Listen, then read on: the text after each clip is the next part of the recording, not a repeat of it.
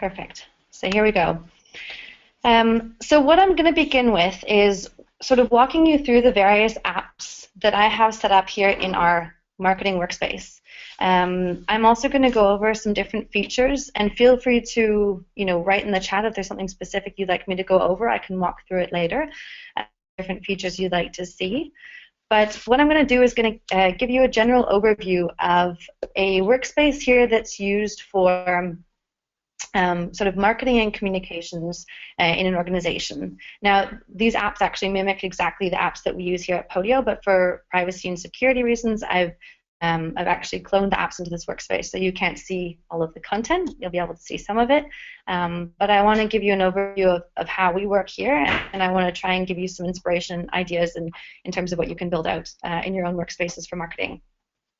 So, especially in a marketing team, you have many different types of projects.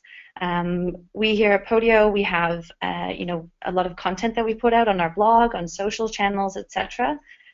Even in product, sometimes you see little banners in the product, and we actually need to write copy to go into those banners. So what we have here, I'll start with this app. Meetings is obviously pretty self-explanatory, so I definitely encourage you, if you don't already, to add a meetings app to your marketing workspace. That means even quick ad hoc catch-ups can be much better planned by if you pass someone in the coffee area and you want to have a quick meeting about something that you're working on and you want to get some quick answers. It's great to put it into the meetings app so that your colleagues also know that you're booked out for the next 20 minutes, and perhaps also so you can indicate to your colleague which meeting room to meet you in. The other thing that you can do is you can also add a app reference, so a relationship field, to connect your projects and deliverables, for instance, or even items in your content calendar, and connect those to the meeting so that you know exactly what's on the agenda if you have multiple items that you want to go through on different projects and deliverables that you're working on at present. So here we go. The first app I'm going to walk through is the content calendar. That particular app would be really useful for an organization, like I said, that it's multiple people working on your different pieces of content, be it on your blog, on your social channels, email content, etc. And the reason why particularly I would suggest separating this content calendar from your projects app is so that you have a very clear overview in a calendar format of what's happening and when, and you can see exactly when you're supposed to be launching those different pieces of content. So even something as small as a tweet, maybe you got some inspiration while you were at dinner last night, and you go into your phone on the mobile app and you add a piece of content in the content calendar. At least this morning, I'm reminded when I look at the calendar that I'm supposed to actually publish that tweet and put it out on our Twitter account. So that would be the purpose of having a content calendar and how that would differ from your projects app. I'll move over to newsletters. So you guys all have likely received the newsletter from us today. Here you can basically build out a template. I'm going to show you what ours looks like. So there's no content in here, but the reason is because I actually want to show you in the template. So if I want to modify my app, add new fields, or even see how my app is constructed, I just hit the little wrench in the top right corner, right here. I hit Modify Template. And now I see all of the fields that make up my app. So in this particular app that we actually use ourselves for our newsletters, you can see the different fields. So we have the week, number, and year. So we identify exactly which week that newsletter was to be published, the exact date we're going to put it out, or that it was published. You see the different statuses, and particularly it's important because when we're working on newsletters, there's a lot of us that have to collaborate on this. So our eCRM manager needs to put the actual newsletter and set it up in Marketo, so I can follow and track the status when that's happening. I can also let a member of our content team know if and when something needs to be proofread. Personally, I follow this app because I want to know about every newsletter going out, even if it's not me who's writing it. And that way I can see the content and also give some ideas if I think something needs to be a little bit different. But if you don't want to follow the app, you could also add a contact field. I'll just move it up to the top, and I'll mark it as team. So who is going to be working on this? I'm just going to make sure that if I hit contact types and sharing, that my contact field for the people on my team that I want to be collaborating on any newsletter with are actually notified on Podio when I add them as a member of the team to a newsletter. So that's set up correctly. It's workspace members who can be added to this type of contact field. So that when I was to add, for example, my colleague Charlie and my colleague Ingi to a newsletter, that way they will actually receive a notification up here in their notifications, and then they will know to actually work on this with me and collaborate. I'll scroll down a little bit further. So we have sent from name, so that we know who the newsletter was sent from, whose account. We have subject, logo box. Now, this is where it gets a bit interesting. So we follow the same template for every single newsletter that we do here. And with that, we can add 1, 2, or 3 stories. And you can see that below here. So we need a story 1 title, a story 1 text, a story 2 image, a story 2 title, story 2 text. And for each story, we have the possibility of putting an image, title, text. If we are to skip one of the stories, of course, we don't need to go ahead and include that content. But who I would definitely want to be added to a newsletter for the purposes of helping with the images would be our designer. So on the team, if I add a newsletter for next week, so I'm going to say we'll publish this on the 5th. I'm not sure which week that is, but let's just call it 38.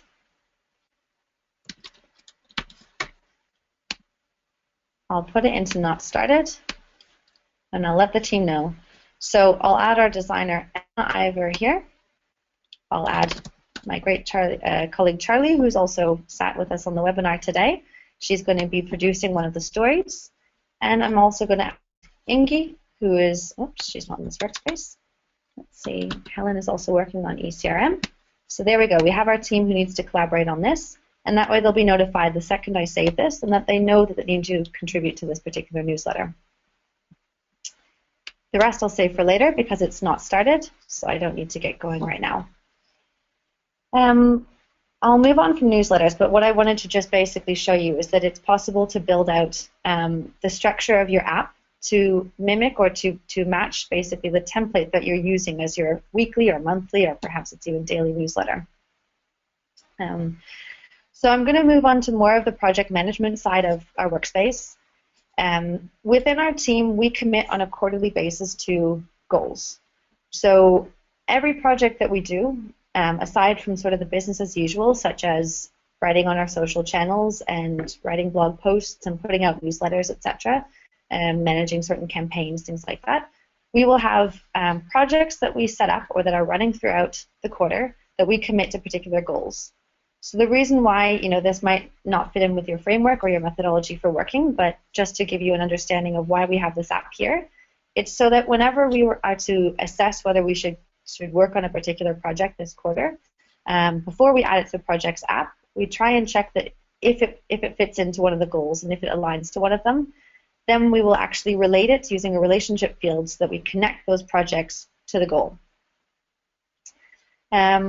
So what I wanted to show you in the projects app, I'll go into that one here. I'm looking at my projects app in a particular view. This view is very valuable, especially in a project management setup. And the reason being, I'll show you when I click the layout options. So here you can see I'm using the card layout. The card layout is really helpful, and I can control what's on the top here. So if I hit options, I decide which field is going to be displayed across the top columns. And in this case, I've selected status to show. And the reason is because the beauty of using the card layout is that I can actually edit an item and the status of that item by moving it from one column to another. So if I scroll over a little bit, you can see that, forgot to mention, but if I just show you up here, today I'm actually logged in as Dominic Chapman, so hello everybody. And so you can see that I've also selected the option on the rows to have the team be exposed. So I'm breaking my card layout down here by status on the top and my rows based on team. And that way I can see exactly what I'm working on and what status it's at. So as it stands right now, the only project that I have in this view to show you is the SMB landing page that both myself and Emma are assigned to. What I've done in this particular app is I've set up a workflow. And the reason I set up that workflow is so that I can make sure that we never forget to, whenever we're doing a particular type of project, which I'll show you down below, and that project being something to do on the website, and if it's a page for the website or a new Podio landing page, I always get a task that tells me that I need to basically order translations. So the Podio website is translated into about 13 different languages, and it doesn't just happen automatically by the click of a button. What I need to do is I need to go do a little bit of work by making sure that I actually speak to the translators and make a request to them to actually do that translation job. But because I have a lot on my plate, I've set up a workflow to remind me after our developer, Albert, has actually recorded on the bottom of the item here what is the translation key that he used when he was developing the page for us. So that I know in our translation server how to actually find those, all of the content that went into a new landing page. So if I scroll back up a little bit to just remind you, the project that I'm looking at now that I've been working on with Emma is the SMB landing page, so small to medium business landing page, where we're planning to drive a lot of different AdWords campaigns and some remarketing campaigns to get some traffic on this SMB landing page, and we want to sort of run a couple tests and see how it resonates with users or potential signups. So we'll be doing a lot of tracking and analysis, and I'll show you some apps that we use for that later. But in the meantime, this particular item is just about to go into completed. So I'm going to mark it as completed. And given the fact that it's on the website and the type of project here is marked as page for website, it will actually trigger a workflow that will remind me that I have to do something after this is even completed because the translations are not yet done and the page is only in English. So I'll mark it as completed. And you'll see here on the right side, automatically I was just assigned a task. And if it's a bit small for you, I can try and zoom in a little bit. It's a bit much. So it says added task, update keys in Poodle, which is our translation server, and order translations. And that's assigned to me in the account I'm logged into, Dominic Chapman. So now that task will be found if I wanted to find it later in my task list here.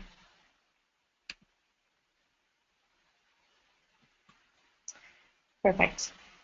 So that would be a really useful way of setting up a workflow so that if there's something sort of unique that's depending on a specific type of project, because just to show you again, we have this type field here, I was able to use a particular feature called advanced workflows, and advanced workflows let you use if this then that statements. So it's actually dependent on two different triggers to make that workflow happen. And those two triggers are that, first of all, my project would need to be marked as page for website or new Podio landing page. And only when the particular project is moved from any of these first, whether it be backlog, planning, copy assets, design review, build, the second it gets marked as completed, the workflow is triggered and I get assigned a task for myself to do that translation order. So workflows are a really good way of, especially for those sort of one-off or maybe small tasks that are easy to sort of let slip. This is your surefire way of making sure that they always get done, particularly when you're not constantly doing the same format of project again and again and again. And in the marketing team, it's very diverse what you'll be working on. So for me, that's been really helpful to make sure that I actually get the website translated for other users. So I'll go back up to our workspace. And I'll continue on. We have a deliverables app here, and that's connected back to projects. So what we do is we break down our projects into smaller pieces. So for instance, for that SMB landing page, we could have set up a deliverable for writing the copy and assigning it to our copywriter, a deliverable to our designer so that she would know to do the design and the wireframes to start with. And also, for instance, for someone to proofread it, for example, if we wanted someone else from another team to have a look and really fact-check it and make sure that it worked for them, that would be another example of a deliverable we could add related to that project and connect it back so that we have a full overview of the project of all of the pieces and parts of that project. I will just sort of walk through some of these other apps because, again, I wanted to give you some more inspiration today. I don't want to dictate on how I think that you should do things to the T. I wanted to give you some ideas in how we here work at Podio, because over the years we have a lot of apps. It's if I walked you into our specific workspaces right now, you would see that across the board we have many apps, and over time we need to start cleaning them up because sometimes we update our processes and change them to streamline them and make them quicker and more efficient. So that means that we should be constantly cleaning up our apps and making sure that we only keep the ones that we are really needing and using.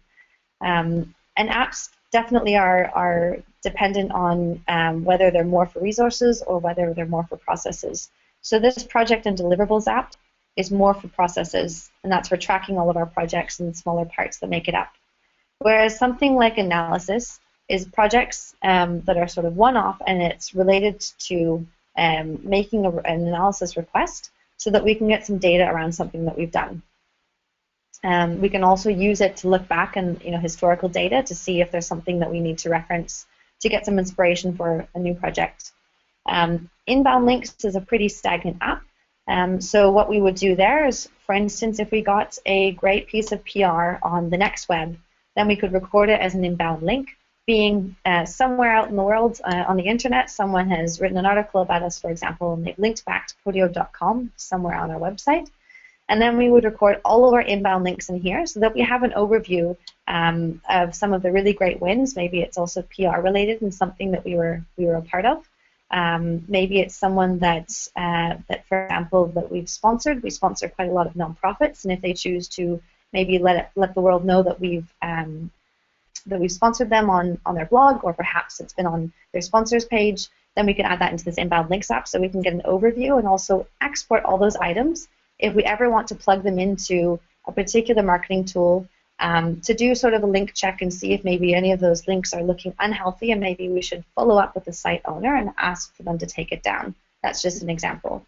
So the inbound links app is really good if you have a full repository of links that link back to you, because if I ever wanted to pull them out into Excel, I could then plug that data into another tool that I would actually make use of it rather than just have it stored here in Podio as a repository. I'll move on to tools. Tools, for example, will be things like this one here. So, for example, if you're using Moz tools, you could also put, if you're comfortable, you could put if you wanted to put the login details, perhaps, or at least just let the team know. Maybe you all have your own individual accounts, but you just want to remind the team, or especially for a new member of your team, to know what we have access to and which accounts we pay for example. So here at Podio, we stopped putting our videos on YouTube that we use on the website, and we used Wistia instead. So this is just to make sure that everyone's on board and remembers that these are the tools that we're currently using. And we have a category field to mark them as in use, yes, so that we know specifically which ones maybe were used in the past, and maybe we migrated from one tool to the next. And this indicates for me exactly, like I said, which ones are active. Social network profiles. Perhaps you want to make a full list of all the different social network profiles. For example, you might have a support Twitter account as well as your main Twitter account. So it's good to record all the handles, and sometimes it can get a bit overwhelming with all of the all of your profiles. So this would be a good place to record those. Even something that you use less frequently, like SlideShare, to post presentations for people to be able to access. This would be a great app to use to record all of those different profiles that you're using, and also to remind you of what you need to maintain and upkeep. So maybe you're putting out a piece of content, and it can be modified in some way and shared across all of your different social network profiles. So it would be good to do a check and look over and remind yourself of all of those profiles that you have running and active.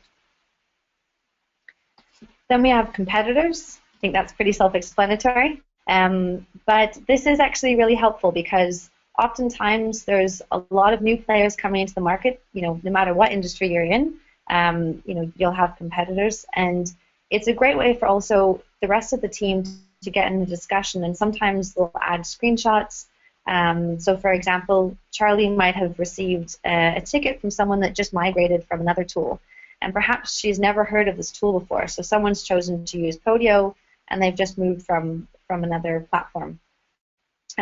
So with that, she might go and do a quick search in the competitor's app and see if that competitor has already been added there. And when she realizes that it hasn't, she could add the competitor, and then anyone who's following the app would get a notification, and they can take a look at it, and maybe it's interesting for the design team to see how they built the tool, what the UI looks like and the UX. Maybe it's interesting for someone on the leadership team to see sort of what we're up against.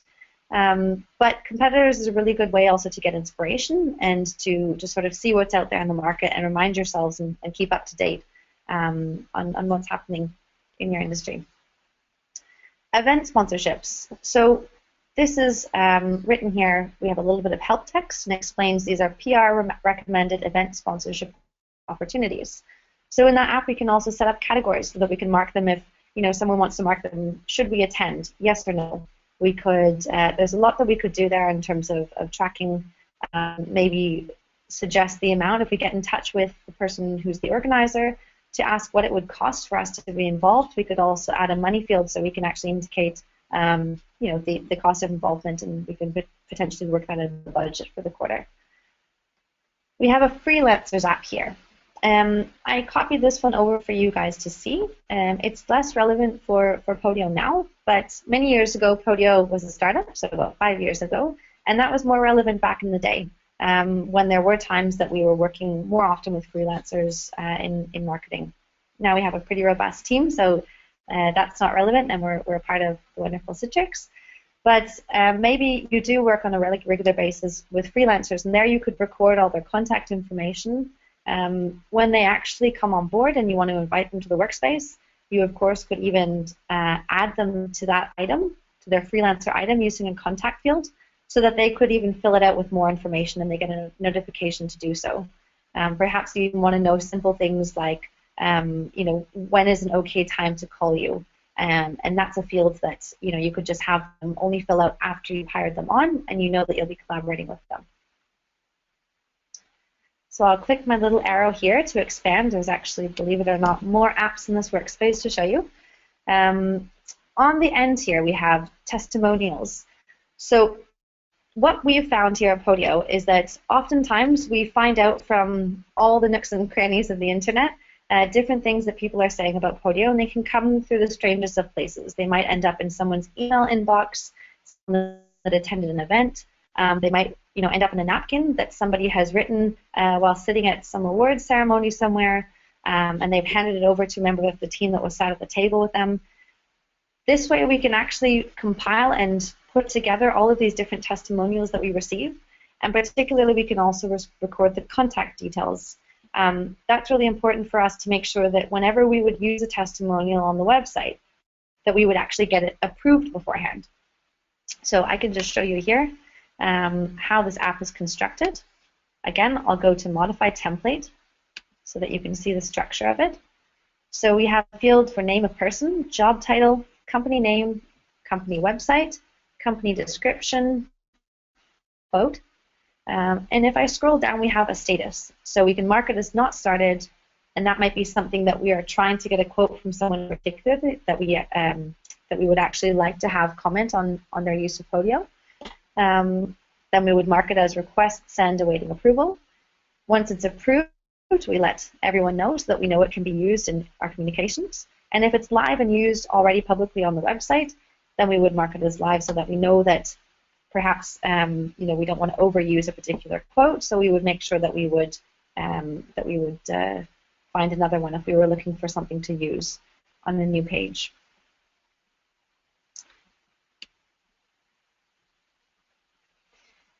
And I'll show you the rest of the apps once more. So moving on, we have an app for auto emails.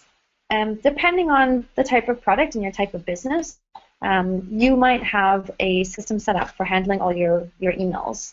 But if you have a SaaS product, for example, like we do, you receive a lot of different types of emails, being triggered emails based on activity that happens on the platform, and then also emails that are based on your sign up. So regular emails that we send you to try and help you through and make sure that you understand everything that you can do on Podio and know how to get in touch with us if you need help.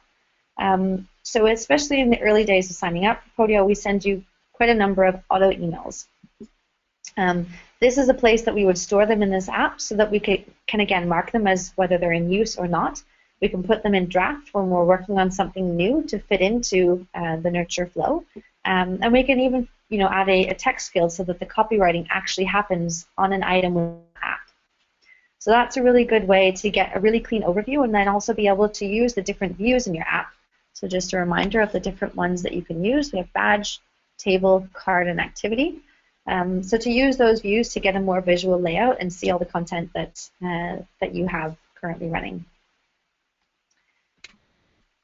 Then we have a photography app.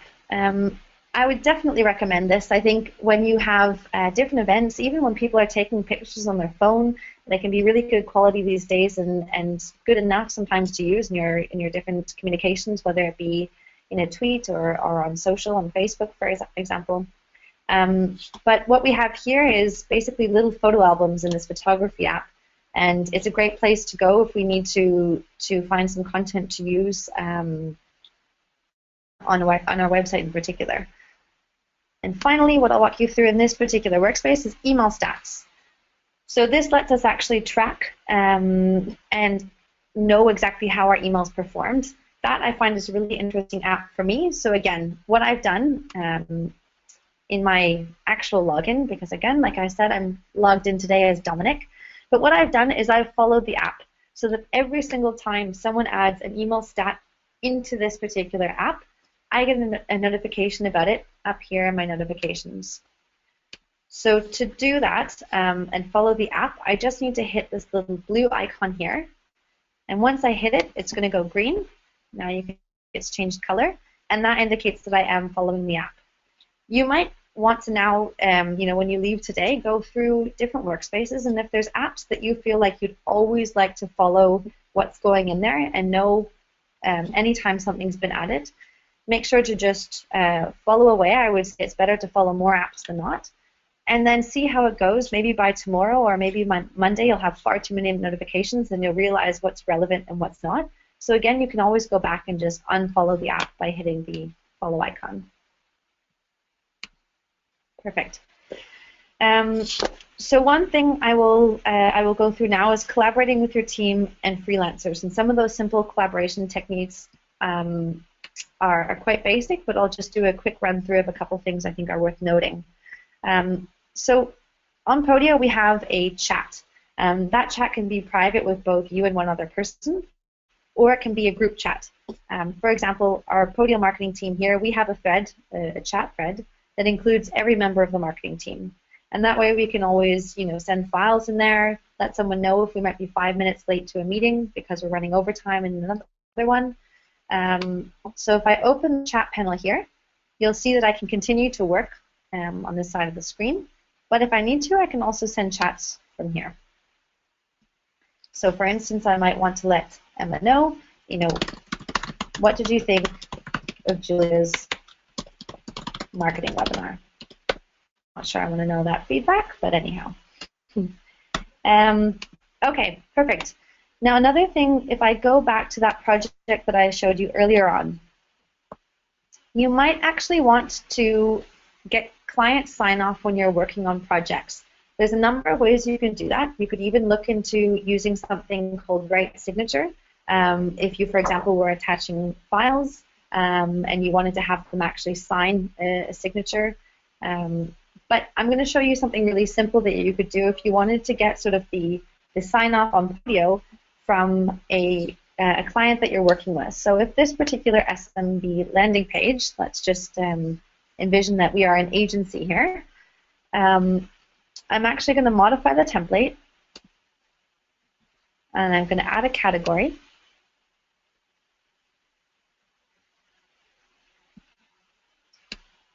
Called client status. Here I'm going to say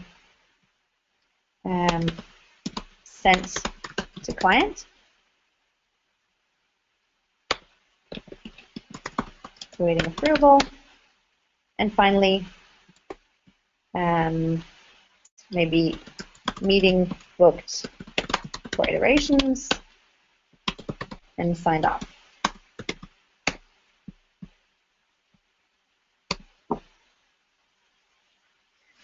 So now I have a particular status field that I'm going to use to track what's happened with our communications with the client. If I want, I could even actually add the client to this single project so that they could actually mark it themselves. And if I wanted to share just one project in my project app without inviting them to see this entire huge workspace full of apps and lots of content and potentially also really private and sensitive information, what I can do is I can go back to my projects,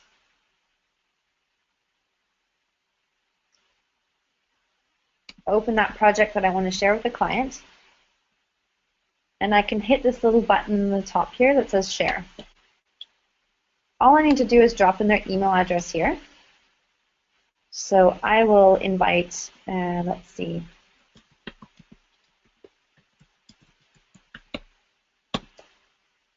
the client is Milena, so I'll invite her in here. I just type in her email address, and I can write her a private message.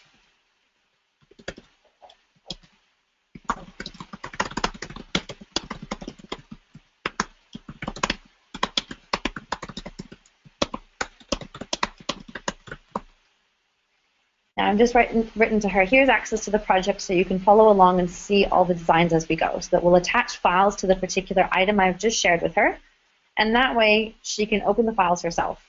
If I wanted to give her read-only access, so she could only see the fields in the app and she couldn't modify them or change any of them, then I would just select this little button here, and that would also remove the discussion so that she couldn't see all of the content below the item that we can see right here on the right side. But in this case, I want to collaborate with her, and I'm willing to let her have full access to the item, so I will now hit share. And if I have accidentally made a mistake and invited the wrong person, it's very easy for me to unshare as well. So here I can get a, whoops, here I can actually see who this item has been shared with, and it shows me up in the corner there when I hover on it, Milena Larson has been shared this particular item. You can also see it in the activity here. If I want to remove her from this item and potentially any other items that I've shared with her, so perhaps you've worked with a client and you're ready to now get them out of your workspace because it was a particular retainer that's now ended, and you can't remember particularly which items that you shared with her, you can just go to the home of your workspace. You would hit the wrench, and you would go to Manage Members.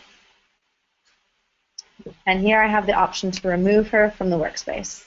So if I remove her from the workspace, even if I've shared 10 items with her, she will no longer have access to any of them. I also can see here under her role, she's marked as a guest, which means that she's only been shared single items and she doesn't have access to the full workspace. And there we go, I've now removed her. One last thing I'll mention about collaborating with both colleagues and freelancers as well as clients. We'll be using the app mention feature as a great way of actually giving a notification to someone, which will also trigger an email. So if I want to draw attention to something, perhaps I want to mention Helen.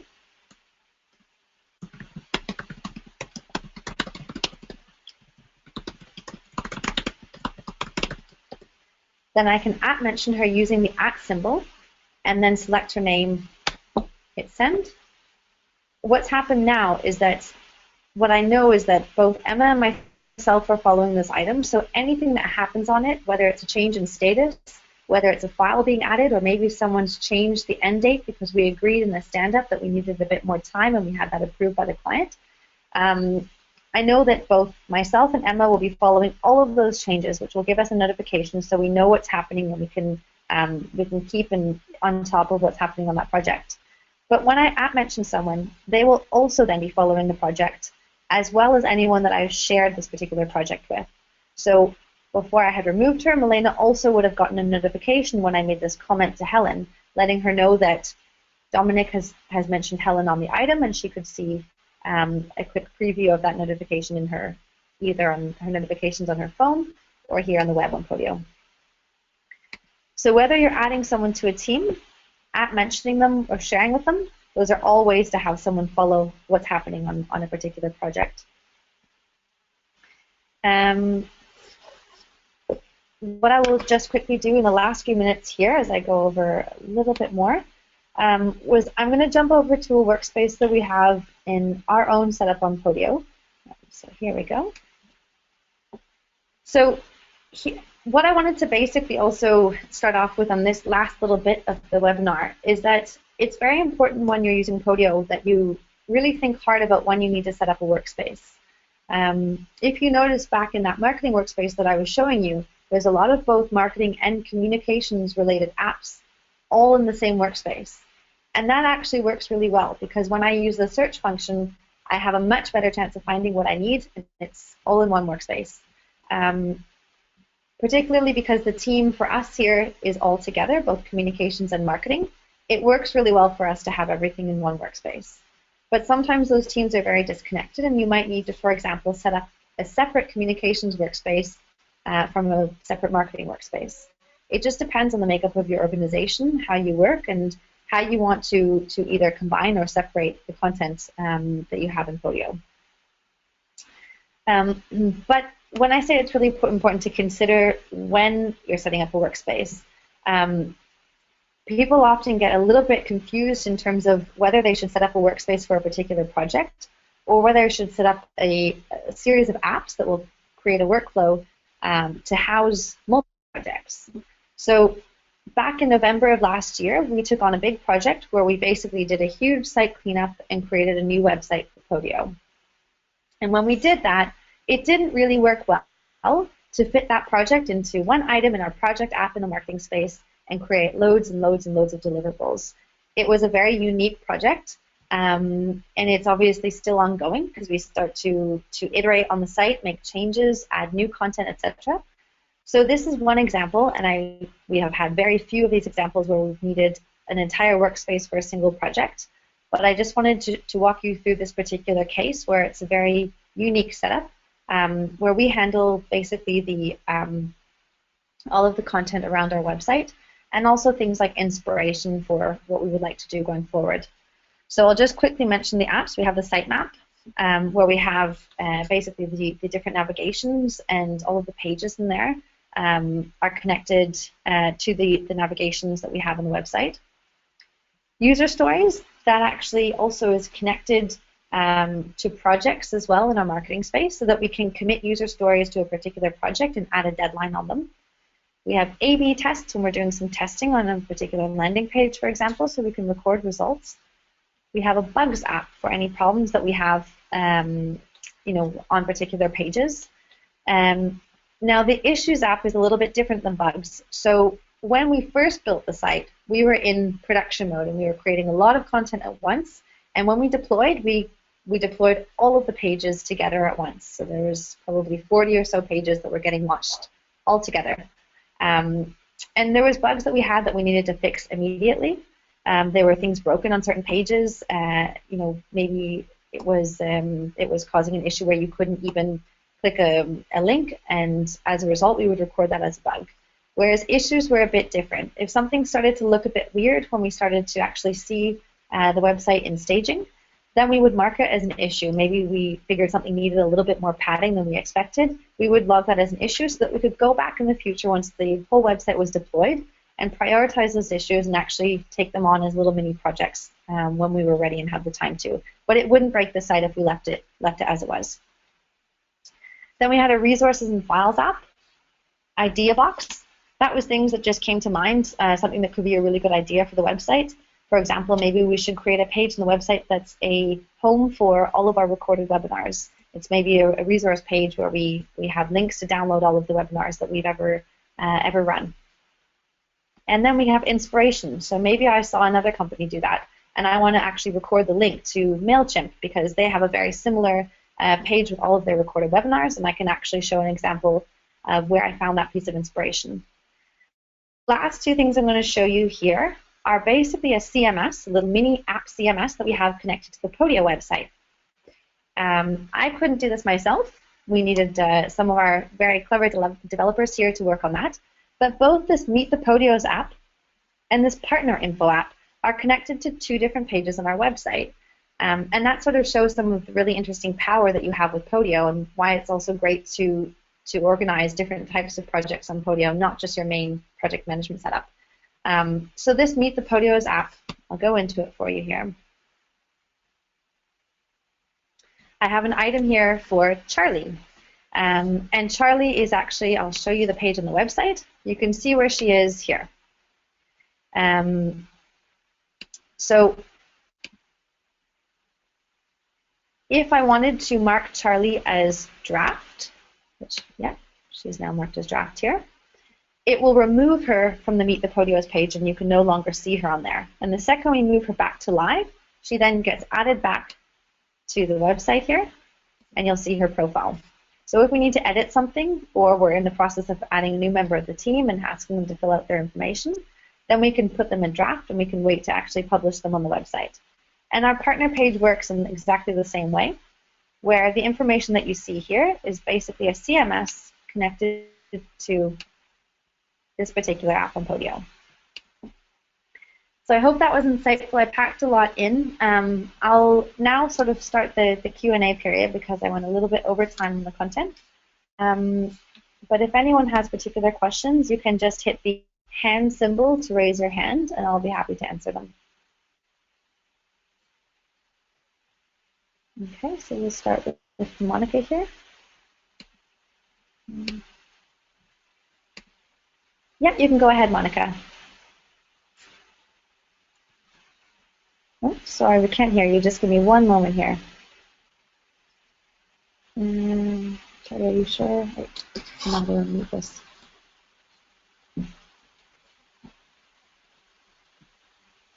I'll unmute it from here.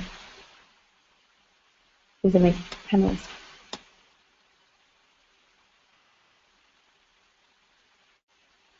Let's see.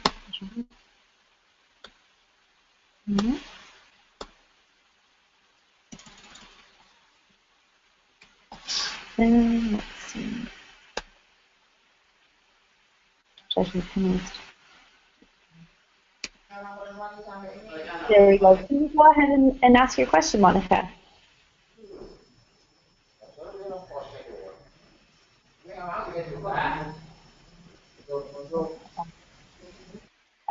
All right, let's try with Ayle. I will just unmute you here. Okay, go ahead, Ayle. Hi, can you hear me? Yes, I can hear you fine. That's great. I would like to know how you connected the Podio content to the website. How did you do that? That is something that you can definitely find some information on in our developer forums. That's just developers.podio.com. If you are interested in setting that up yourself, if you have some developer experience, then you can certainly find the resources that you need in there to do so. Otherwise, also on the partner page here, you could always connect with a partner and have them work on something like that for you. So it is something bespoke that needs to be built, but there's some options for you in a Podio app that let you actually make those configurations using the Podio API. Okay, so let's say I have, okay, I got it. I'll look into it. Thank you. Yeah, you're welcome. Okay, Dale, I will just unmute you now. Go ahead, Dale. Great, can you hear me? Yeah. So this is more of a question for Podio as a company, you as a team, using Podio as a tool. Some of the examples you were showing, like the chat feature and your project that you've got up now about the content site, you've got bugs, you've got user stories, you've got a sitemap. I guess my question is about, there are plenty of other tools that specialize in one thing, for instance, Jira with user stories and bugs. So I guess my question is, what are the factors and the criteria that you use to determine whether or not Podio is the right tool for a certain certain aspect of your business, for instance, tracking bugs, versus going off and finding a specific tool like Jira built from the ground up to be a bug tracking tool? Sure, that's a really good question.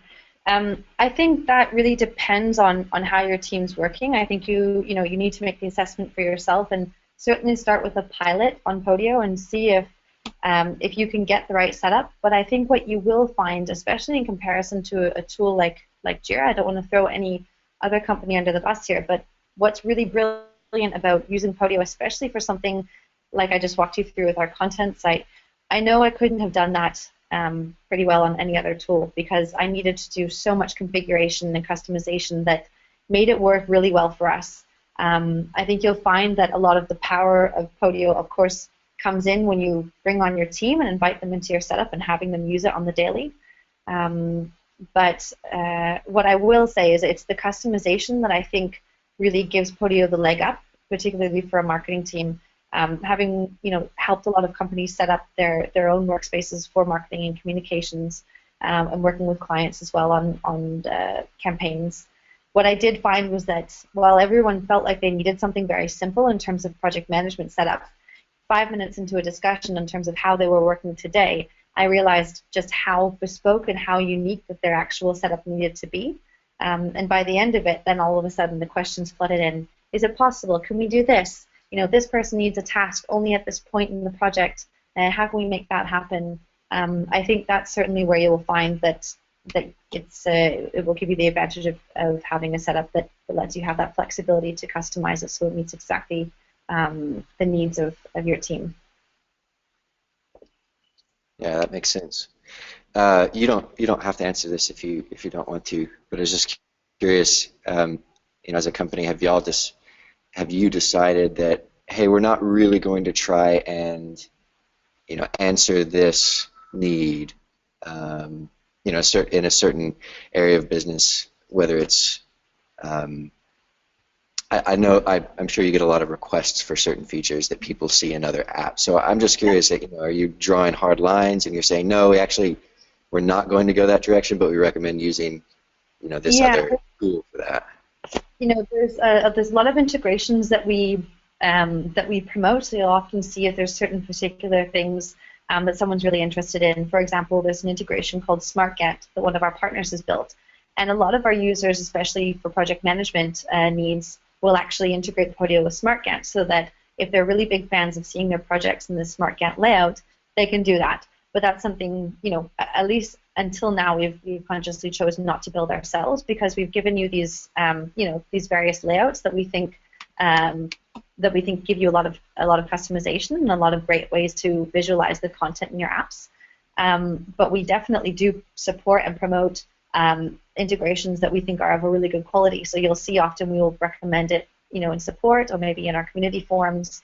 We might even have those integrations listed on our integrations page on the website. So it's always possible to sort of configure Podio to go even further than what you can do out of the box with the customization that we give you, and also connect it to other tools and maybe pull in from other tools and systems. And that's sort of where we're able to make those choices to also prioritize what we think users need most and who's going to, we want to give the most value to as many people as possible. So if it was something really unique, that's where we might prioritize something else over a particular feature and instead help people find a way of integrating with another tool or using a partner to build something bespoke if they need something that we haven't yet added to the product. Great, thank you. Yeah, you're welcome. Thanks, Dale. And moving down, so let's see.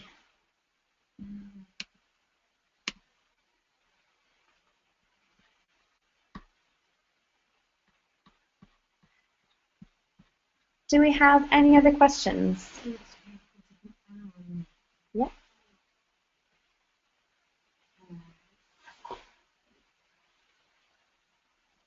Show your site now. Yeah, I'll walk you through. So I've just been asked to give an overview of the sitemap app.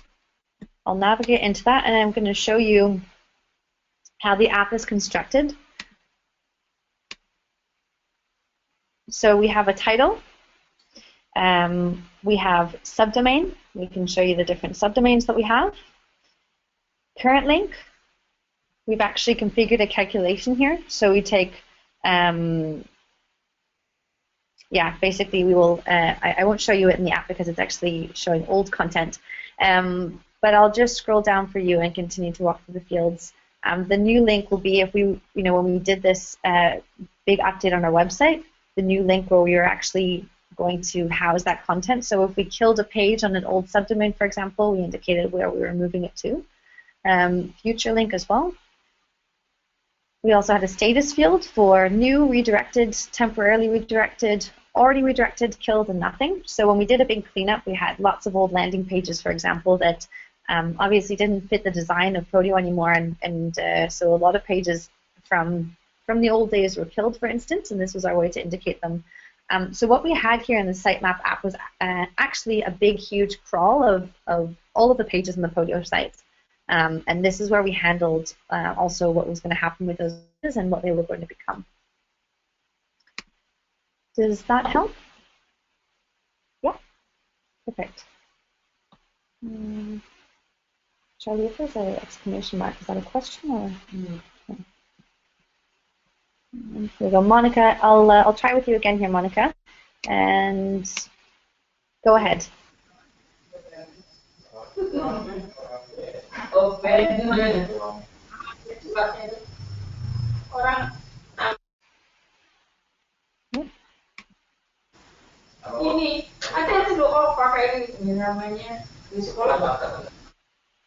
We'll move on. So I just saw another question come up. It's not working with Monica. So just make sure you mark to raise your hand if you have another question you would like me to run through.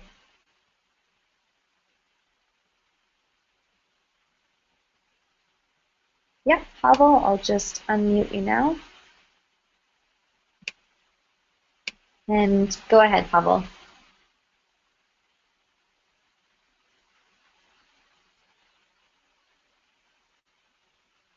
Oh, seems like we can't hear you. You might have dropped off. Okay. Per, you're up. I'll just unmute you now. Go ahead, Per. I think you need to unmute yourself, actually.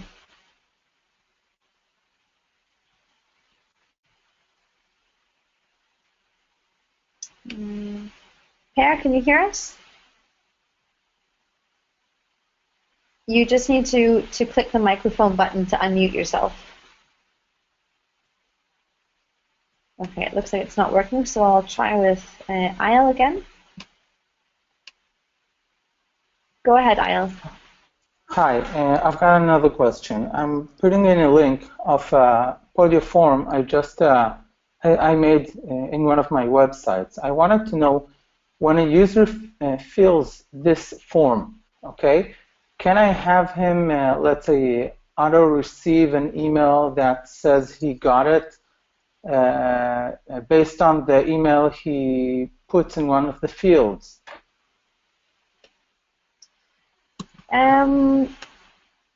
So what you would like to happen, I'm just opening this link now.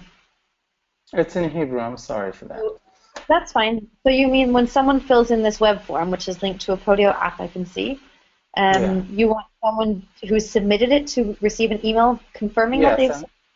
Yes, exactly. And there's a place where he can put his email in one of the fields. Yeah. So unfortunately, we can't trigger an email to be sent from him to him from Podio. But what he will get is on the next page once he fills it in. And if you don't mind, I can just show you. I'll just put myself in here. You have the ability to customize. I'll just write tests so that you know. The rest of them are not required. So what happens when you submit this? Or when I submit this here, I'll hit the submit button, which is also in Hebrew. Yes. That's my markup. Sorry. And yeah. This, I'm just going to I missed a field that's required. Let's see.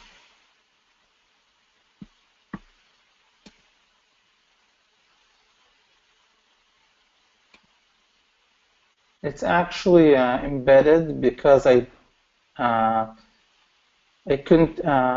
It's not embedded. It's in iframe because I couldn't. I don't know why I put embedded in. It didn't Okay, work.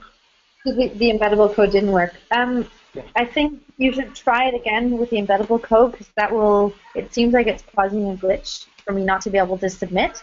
You could also send us a support ticket if you just go to help.podio.com on this and give a screenshot and a link to the actual web form. Okay. But what's going to happen when I hit submit on this form, and I can also show you an example of that on the Podio site. So if I go to perhaps this, find a, oops, sorry, we're actually just updating that right now. Let's see. So essentially, when I hit the submit button, Yeah. I'll just give you another example of a web form. So here's a web form that I have. This is actually just linked up to that page. So this one's obviously not embedded. And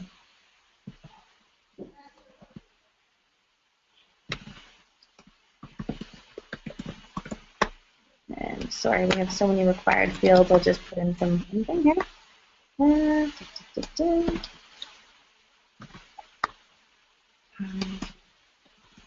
Okay, so here I have to fill in the captcha for you and then hit apply in this case. I can actually customize this button here. I'm going to hit apply, and you're actually going to see a custom success message, which you can also customize in the web form area where you customize the web form in your app in Podio. Yeah. Yes. Hit apply. Here. Oops. We're having some web form dramas today.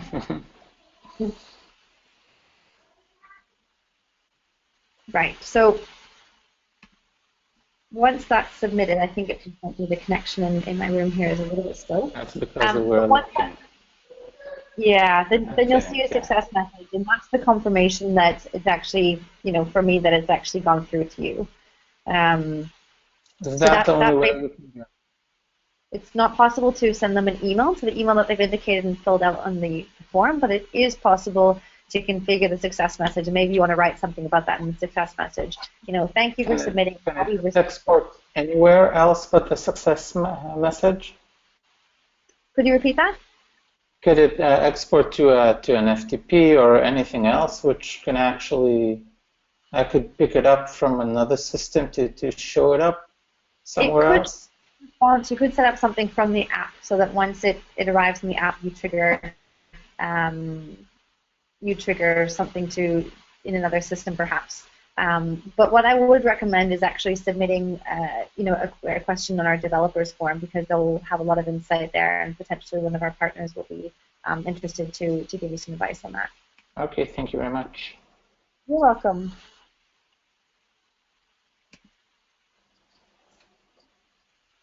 Great, so we are actually out of time. Dinesh and Ahmed, we've actually missed your questions, but you can feel free to write them to me if you'd like at julia@podio.com. I'll be happy to write you back and help you out with those questions. Also, to anyone who would like some help with Podio and you have any more specific questions that maybe pop up and you realize you were meant to ask something, you're welcome to write us at support@podio.com.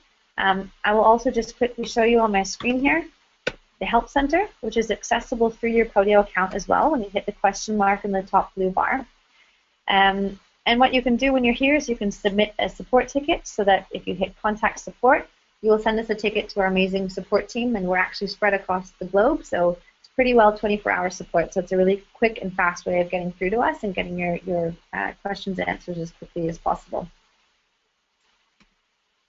And that's it for today. I wanted to thank everyone again for attending. I know a lot of you showed up on short notice, but we will also potentially look to do some follow-up webinars, maybe within the marketing topic as well again. So please do send us your feedback in terms of what you liked, what you didn't like, what you would like us to go into another time.